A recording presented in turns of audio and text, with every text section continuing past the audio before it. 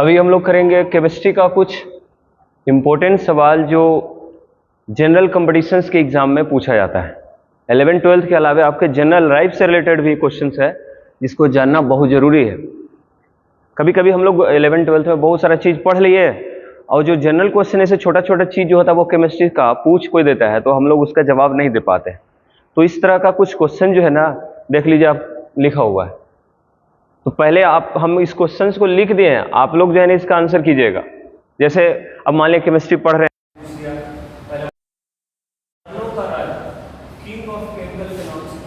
हैं, ये सब रसायन शास्त्र पढ़ रहे हैं, केमिस्ट्री पढ़ रहे हैं, ये नहीं जानते कि भाई केमिस्ट्री में कौन केमिकल सबसे इंपॉर्टेंट है, मतलब किसको केमिकल्स का राजा कहा जाता है, किंग ऑफ केमिकल किसको कहा जाता है। तो चलिए आपको बता देते हैं, इसका आंसर होगा किंग ऑफ केमिकल। याद रखिएगा सब, किंग ऑफ केमिकल के नाम से जाना जाता है सल्फ्यूरिक अम्ल को, H2SO4 को।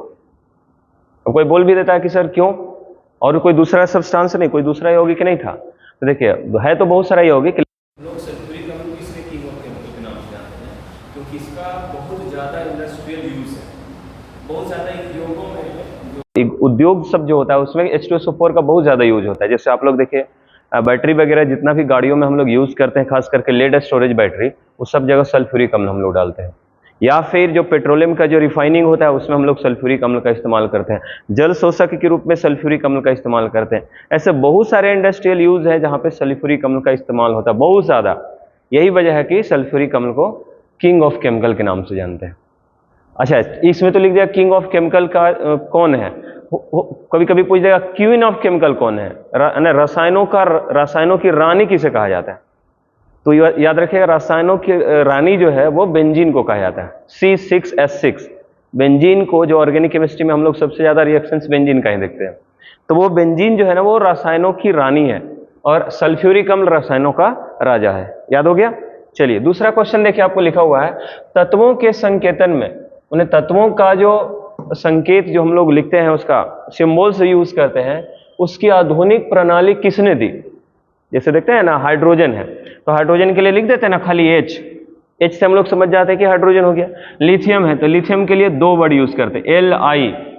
सोडियम के लिए भी 2 हम लोग अल्फाबेट यूज करते हैं Na, है ना। मैग्नीशियम के लिए हम लोग यूज करते हैं M और G।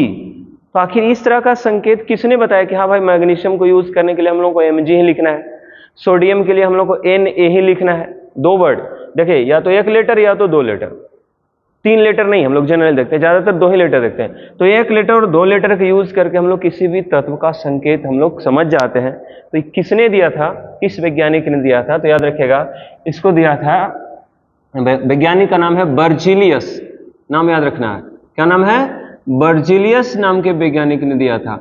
और आप बर्जीलियस के बारे में जानते होंगे, वही बर्जीलियस जिन्होंने ऑर्गेनिक केमिस्ट्री में जैव शक्ति का सिद्धांत दिया था, वाइटल फोर्स थ्योरी।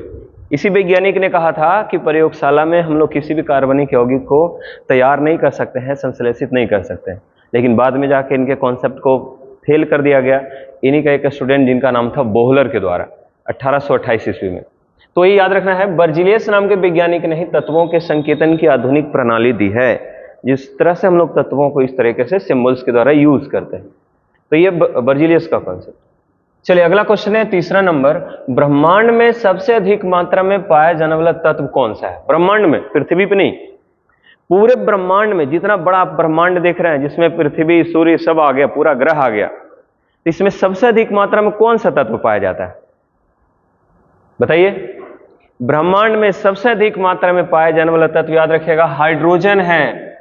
हाइड्रोजन देख रहे हैं ना, तारे जितने भी हम लोग ग्रह देख रहे हैं, जैसे बृहस्पति ग्रह, शनि ग्रह, इन सब ग्रह पर तो खैर हाइड्रोजन पूरा भरा हुआ है।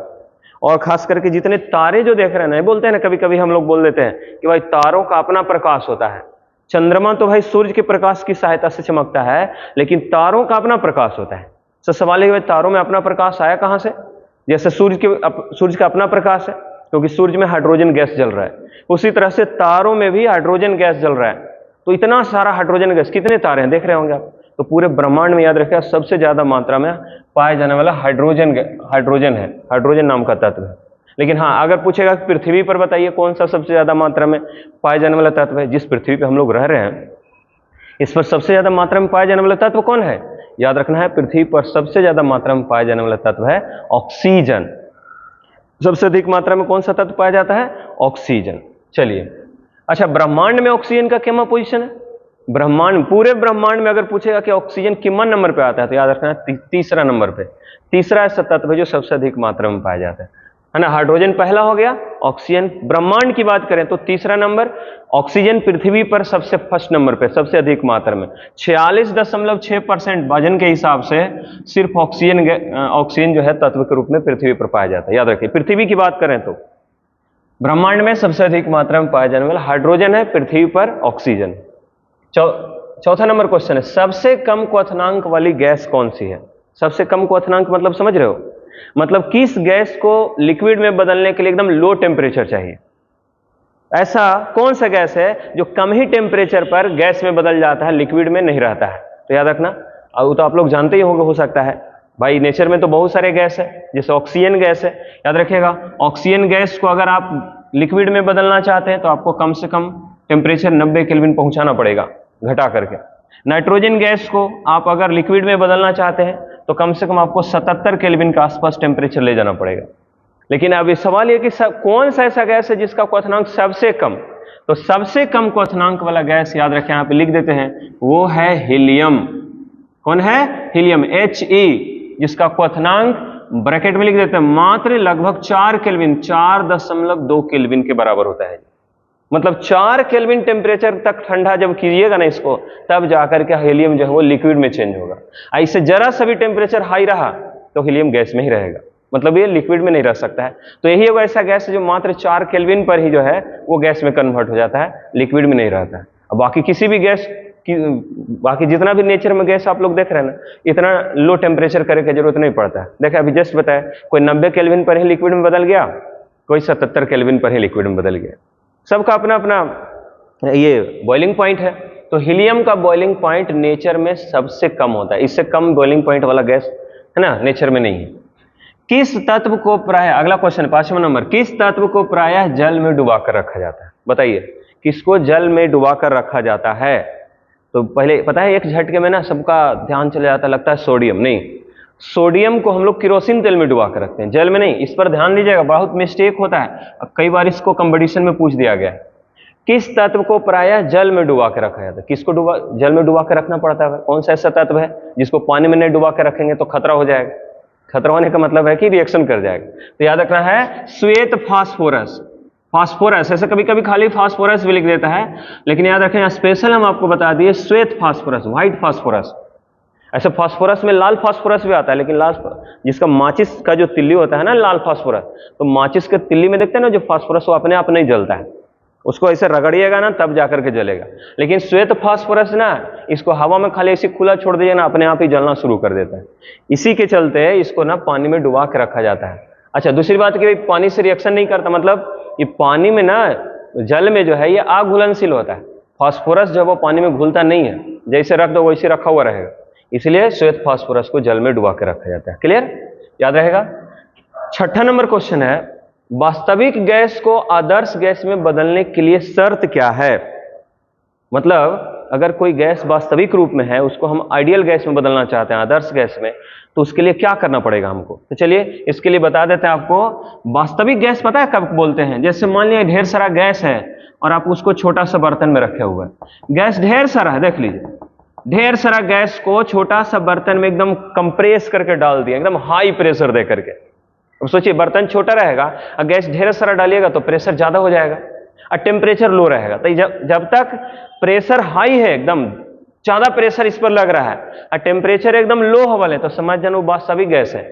लेकिन आप चाहते हैं कि नहीं, हम वास्तविक गैस को आदर्श गैस में बदलना चाहते हैं, तो ये वाला बर्तन को ना बड़ा कर दीजिए, गैस एकदम आराम से दूर दूर रहे। तो जब गैस का जो अणु है वो दूर दूर हो जाएगा एक दूसरे से, तब उसका नाम हो जाता है आदर्श गैस। तो क्या देखें, वास्तविक गैस को आदर्श गैस में बदलने के लिए क्या करना पड़ा? प्रेशर को लो करना पड़ा और टेम्परेचर को हाई करना पड़ा। याद रखना, pressure low, temperature high. Pressure low यानी कि आप लिख देते हैं लो प्रेशर, मतलब निम्न दाब, दाब निम्न होना चाहिए, प्रेशर लो होना चाहिए, एवं उच्च ताप, टेम्परेचर हाई रहना चाहिए, तभी तो गैस का अणु दूर दूर रहेगा। टेम्परेचर हाई करोगे ना तो गैस का अणु इधर उधर भागेगा, दूर दूर चला जाएगा, और जहां गैस का अणु दूर दूर चला गया समझ जाइए वो कौन सा गैस में बदल गया, आदर्श गैस। यही आदर्श गैस की पहचान है ना। आदर्श गैस का मतलब ये होता है कि अणुओं के बीच का दूरी ज्यादा होना चाहिए। अब वास्तविक गैस का पहचान है, गैस वही है, खाली वो अणुओं के बीच का दूरी कम हो जाएगा, एकदम नजदीक आ जाएगा तो समझना वो वास्तविक गैस। तो याद रखना, लो प्रेशर हाई टेम्परेचर, है ना, यही वास्तविक गैस को आदर्श गैस में बदलने का शर्त है। ऐसा दीजिएगा तब ये कन्वर्ट हो जाएगा। 7वां नंबर क्वेश्चन है, न्यूक्लियॉन किसे कहा जाता है? न्यूक्लियॉन्स नाम में से लग रहा है न्यूक्लियस के अंदर रहने वाला, और आपको पता है ना परमाणु में, एटम में न्यूक्लियस के अंदर रहने वाला चीज कौन कौन सा है बताइए। न्यूक्लियस से नाभिक के अंदर कौन कौन सा चीज रहता है, कौन कौन सा पार्टिकल रहता है? एक हो गया प्रोटॉन और दूसरा हो गया न्यूट्रॉन। ये प्रोटॉन और न्यूट्रॉन ये दोनों नाभिक के अंदर रहने वाला पार्टिकल है। याद रखना, प्रोटॉन प्लस न्यूट्रॉन ये दोनों नाभिक के अंदर रहने वाला पार्टिकल है, इसलिए इसको न्यूक्लियॉन के नाम से जाना जाता है। एग्जाम में याद रखिएगा, बहुत बार पूछता है इसको, कंफ्यूजन हो जाता है। तो सीधे आपको बताया था, न्यूक्लियॉन्स का मतलब न्यूक्लियस के अंदर रहने वाला। तो परमाणु में 3 कण होते हैं, इलेक्ट्रॉन, प्रोटॉन, न्यूट्रॉन। आपको पता है कि प्रोटॉन और न्यूट्रॉन न्यूक्लियस में रहता है, इलेक्ट्रॉन न्यूक्लियस के बाहर घूमते रहता है। तो बाहर वाला को नहीं, जो अंदर में रहता है प्रोटॉन और न्यूट्रॉन, उसको हम लोग न्यूक्लियॉन्स के नाम से जानते हैं। 8वां है, कृत्रिम हीरा, आर्टिफिशियल डायमंड किससे बनाया जाता है ना। जो हम लोग बहुत सारे देखें ना कि नकली हीरा एकदम देखने में लगा कि हीरा जैसा ही है, एकदम पूरा चमक भी उसमें उसी टाइप का होता है, तो आखिर ये किससे बनाया जाता है? एक तो महंगा वाला ओरिजिनल हीरा ही है जो कार्बन का एलोट्रॉप्स होता है, अपरूप होता है। एक एकदम उसी टाइप का डुप्लीकेट हीरा भी होता है जिसमें उसी टाइप का चमक होता है, जिसको हम लोग कृत्रिम हीरा बोलते हैं। कह रहा है किससे बनाया जाता है, कौन सा पदार्थ से बनाया जाता है? तो याद रखिएगा, उसका नाम है मोइसनाइट। मोइसनाइट नाम का एक पदार्थ है जो खास करके सिलिकॉन कार्बाइड से बना होता है। वो जिससे बना होता है सिलिकॉन कार्बाइड से, और एकदम क्रिस्टल जैसा होता है। याद रखना, एकदम क्रिस्टल के रूप में ही होता है। देखने में लगे पूरा लाइट उठ पड़ेगा ना, एकदम चमकीला चमकीला दिखाई पड़ेगा, लग रहा है जैसे हीरा ही चमक रहा है, उस टाइप का एकदम। जैसे उसको लाइट में ले जाएगा ना, एकदम लगेगा पूरा चमक मारेगा। तो यही है मोइसनाइट, जिसको हम लोग बोलते हैं। पदार्थ है पत्थर जैसा, मतलब चमकीला टाइप का ही पत्थर होता है, उसी से जो है नकली हीरा बनाया जाता है, कृत्रिम हीरा बनाया जाता है। 9 नंबर क्वेश्चन देख लेते हैं। मार्स गैस, आप लोग तो ये सब जानते ही होंगे। मार्स गैस किसको बोलते हैं भाई? मार्स, दलदली क्षेत्रों में पाया जाने वाला, जहां दलदल का क्षेत्र होता है वहां जो गैस ज्यादा मात्रा में पाया जाता है उसको हम लोग मार्स गैस बोलते हैं। जितना भी नदियां जब बहती है तो नदियों के बहने के कारण जो गाद वाद है वो एक जगह जाके गिरता है, कचड़ा कचड़ा सब वहां पे जमा हो जाता है, तो वहां पे एक गैस निकलता है। जैसे आप कहीं पे ना कचड़ा फेंक दीजिए तो कचड़ा धीरे धीरे क्या होगा, सड़ जाएगा, और सड़ने के बाद जब कचड़ा को हटाइएगा तो एकदम लगेगा कि वहां पे गर्मी टाइप का निकला, एकदम गैस निकला। कौन सा गैस होता है याद रखना, उसी को हम लोग मार्स गैस कहते हैं। तो मार्स गैस में गैस कौन सा होता है याद रखना, मीथेन गैस। मार्स गैस कहा जाता है किस गैस को? मीथेन गैस को, जो ज्यादातर कचड़ा या गोबर वगैरह कहीं पर सड़ने के लिए छोड़ दे उसमें से मेन रूप से जो गैस निकलता है उसी को मीथेन गैस बोलते हैं। और सबसे लास्ट क्वेश्चन है, भोजन परिरक्षक के रूप में किसका उपयोग सबसे अधिक किया जाता है? भोजन खराब ना हो, खाना मान लेते हैं हम लोग 4-5 दिन तक, है ना, डिब्बा बंद करके रखते हैं, और 4-5 दिन नहीं, मतलब ज़्यादा दिन तक और रखना है। आप उसमें कौन सा ऐसा केमिकल मिलाएंगे कि खाना जल्दी खराब नहीं हो और ज़्यादा दिन तक उसको हम लोग सेफली एकदम स्टोर करके रख सकें? तो वो एक पदार्थ, ऐसे तो बहुत सारे पदार्थ हैं लेकिन यहाँ पे लिख दिया किसका उपयोग सबसे ज़्यादातर हम लोग इस्तेमाल करते हैं, किसका सबसे ज़्यादा यूज़ करते हैं। तो याद रखिएगा, एक नाम बताते हैं केमिकल का, नाम है सोडियम बेंजोएट। क्या नाम है? Sodium benzoate. बहुत इंपॉर्टेंट है ये, फॉर्मूला लिख देते हैं C6H5COONA। सोडियम बेंजोएट एक ऐसा केमिकल है जिसका इस्तेमाल हम लोग सबसे ज़्यादा भोजन परिरक्षक के रूप में, यानी कि भोजन को ज़्यादा दिनों तक सुरक्षित रखने के लिए करते हैं। ये 10 क्वेश्चन जो कि बहुत ज़्यादा इंपॉर्टेंट क्वेश्चन था आपके कंपटीशन एग्जाम के लिए, इसी तरह से 10-10 क्वेश्चन हम आपको देते जाएंगे। साथ ही साथ 12th वाला जो अभी इंपॉर्टेंट क्वेश्चन है उसको भी देंगे, और ये जो है आपको देते जाएंगे क्योंकि अभी एग्जाम आ रहा है बहुत लोगों का। तो बहुत सारे ऐसे स्टूडेंट हैं मेरे जो बोलते हैं कि सर जनरल कंपटीशन के लिए हमको कुछ ऐसा इंपॉर्टेंट चीज़ बता दीजिए कि एग्जाम में ही क्वेश्चन आ जाए। तो ये सारे के सारे एग्जाम्स में पूछे हुए क्वेश्चन हैं, जैसे खास करके यूपीएससी, बीपीएससी और एसएससी, ये सब एग्जाम्स में पूछा हुआ क्वेश्चन, जिसको हमेशा आप ध्यान में रखें। और आपके जनरल नॉलेज के लिए भी ना एक बहुत अच्छा ये इंपॉर्टेंट जो है ये सारे के सारे क्वेश्चन है। जिसको आप हमेशा याद कर लीजिए, इसको नोट कर लीजिए, उसके बाद फिर दूसरा आगे हम कंटिन्यू करते हैं। चलिए इसको पहले नोट कर लीजिए।